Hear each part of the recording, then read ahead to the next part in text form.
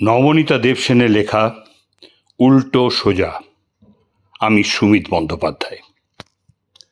আরে এত ঢাক ঢাক গুড়গুড়ের আছেটা কি মশাই? ভণ্ডামি ছেড়ে যা বলার তা সোজাসুজি বলুন। দেখুন, জীবনটা সোজা নয়, জীবনে কিছুই সোজা যায় না।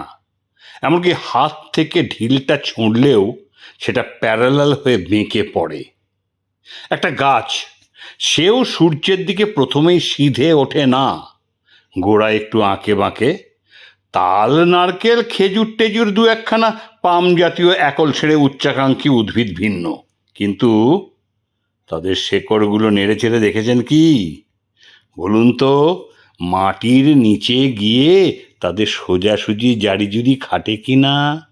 হুম, সেখানে তেনাদের ভিন্ন মূর্তি।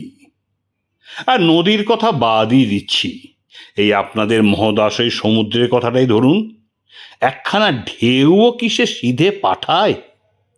আর এই যে পূজ্যপদ হিমালয়, তার কোনখানটা সোজা মশাই? তুচ্ছ বাতাস, ঈশ্বরের ফুঁ, সেও খুব সোজা ধায় কি?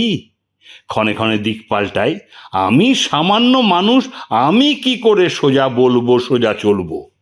হাঁটতে গেলেই ডান পাটা একটু ডাইনে হেলে পড়ে, বাঁ পাখানা বাঁয়ে হেলে যায়। সেই ছেলেবেলা থেকে ঢের চেষ্টা করে দেখেছি মশাই, কিছুতেই নাকের সোজা হাঁটতে পারি নে।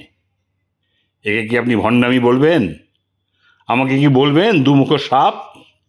দেখুন দাদা, দুটো জিনিস কেবল সোজাসুজি চলে: আকাশ ফুঁড়ে বৃষ্টি আর চক্ষু ফুঁড়ে জল। আর আর একখানা কথাই কেবল সোজাসুজি বলা যায়: মিথ্যে।